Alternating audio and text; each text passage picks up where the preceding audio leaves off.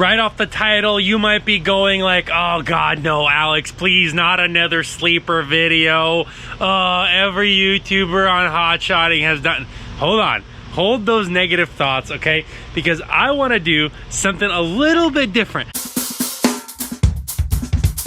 A different kind of sneaker, a different kind of sleeper, okay? And the reason I want to do something a little different, oh no, the neighbor's dog. Anyways, yeah, this is gonna, there's always this thing that just tests your patience, you know? But anyways, what I'm gonna do is, guys, I realized that, let's go behind the truck, maybe it won't see us this way. So I've realized that it's really uncomfortable to sleep on a piece of plywood, right? It really is. And so what I'm gonna do instead is build a like frame and then put something in the middle that can kind of is a little softer, that can kind of absorb the weight a little bit better, I guess. And so I was thinking, I'm like, maybe I should buy a canopy or something, right? And I realized Home Depot doesn't have canopies, and so what I bought instead is this chair right here. So this is the chair. We're gonna take it apart. There's a screw under here, and what I'm gonna do is I'm gonna cut the back of this chair off, and I'm gonna put, you see how this thing goes right through here? I'm just gonna put a big bolt in there, and this will be what I sleep on instead, because if by sleeping on your side on the plywood, your side starts to hurt once your mattress starts to sag. So that's what I'm gonna do, a little bit different. We're gonna test it out. I don't know if this is wide enough or not. I probably should have thought about that. Probably not, now that I look at it, to be honest. Let's start cutting and building and we'll figure out how it goes. Okay, so here's what I've done so far. Right here, oh, we'll snap. Okay, right here. These are right here 29, you see that? And these are 55. Right there, you see that? 55. So you need two 2x4s that are 55 inches long and two 2x4s that are 29 inches long. And you want to take the covers off of the 3 chairs, and you want it like so right here. So this side, I'm gonna go right through this thing so it'll be nice and sturdy. This side I am a little bit worried about because I hope it doesn't rip, but I'll just have to bolt right through this and hopefully it holds it. I think slowly it might rip by going right through it. I really thought about just going through these, but then I saw how narrow that bed would be, and I'm like, that's not gonna cut it, because I want it to be 3 feet wide. All right, so I'm done, and I just laid in it actually, and there could be some room for improvement, but in general, right, so what you want to do is you want to kind of lay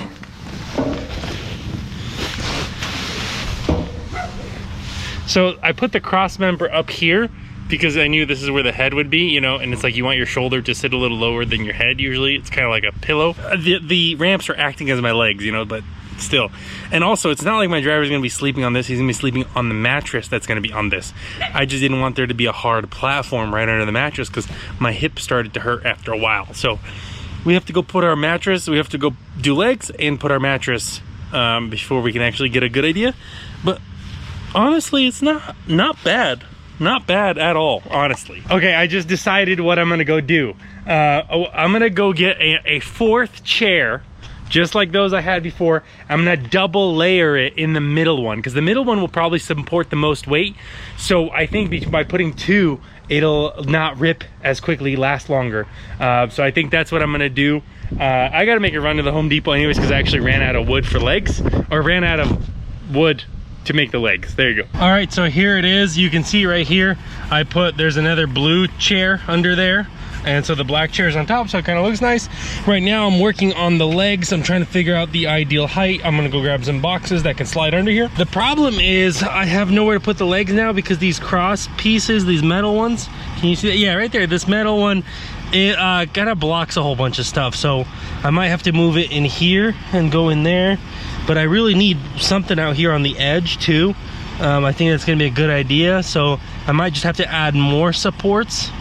But yeah, so I don't know, not a fan. And it's not going to be inclined like this either. Obviously I'm going to cut down the legs, make sure it's all nice. I just want to throw it in here and measure the toolboxes, and then that'll give me a rough estimate. Okay, so here it is, the final result. You could see right here, so I put 2 in the back, these 2 in the middle supporting these ones. Wow, that one's a little crooked, that's not good. So I just pull it forward, and then there's 2 in the front. Now, so technically if he were to sit right in this corner, it would maybe, can you even see that corner? Yeah, right in this corner, something like that. So it might need a little bit more reinforcement and fine tuning, but I think this is gonna be a good starting point, and then maybe slowly we'll just tweak it and make it better and better and better. But this is really interesting because, guys, the whole point of not using the plywood, and I think I already said it in this video, but the whole point is eventually this mattress starts to sag, and you could do one of 2 things. You could just replace the mattress, which, you know, obviously you're not trying to keep this mattress for 5 or 10 years, obviously, but still, you know, like, you don't get around to replacing a mattress right away, and so you kind of just sleep on it and sleep on it, and my hip really starts to hurt because it's like on the plywood. So maybe at that time I was using a really cheap mattress, and maybe I'm just doing this for no reason, I don't know. But long story short, I just got in there and laid on it, and it's actually pretty darn comfortable. So so I hope my driver's happy with this. He is. He's not as tall as me, so that's exciting. So he should be pretty comfortable. Now, if you're wondering, Alex, how do you even get into this thing, right? So I always leave that door shut. I never open that door.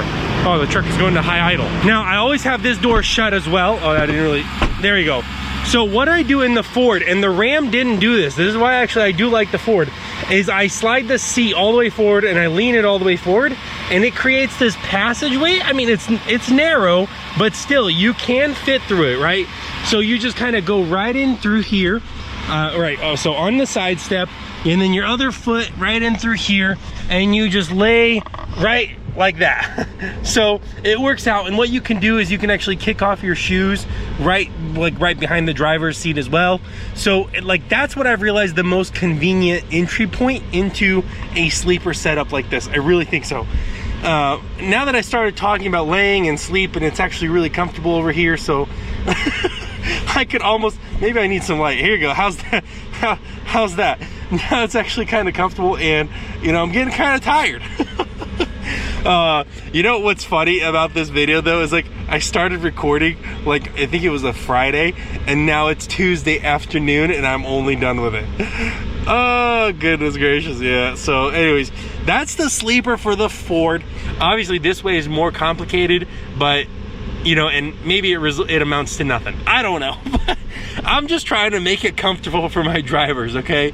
Anyways, guys, that's gonna do it for this video. Maybe I should do my intro or my outro outside. Anyways, guys, that's gonna do it for this video. That's how you put a sleeper in a 2020 Ford F350. My neighbor's dog is still, you know, making me mad. So I'll see you guys in the next video. Peace.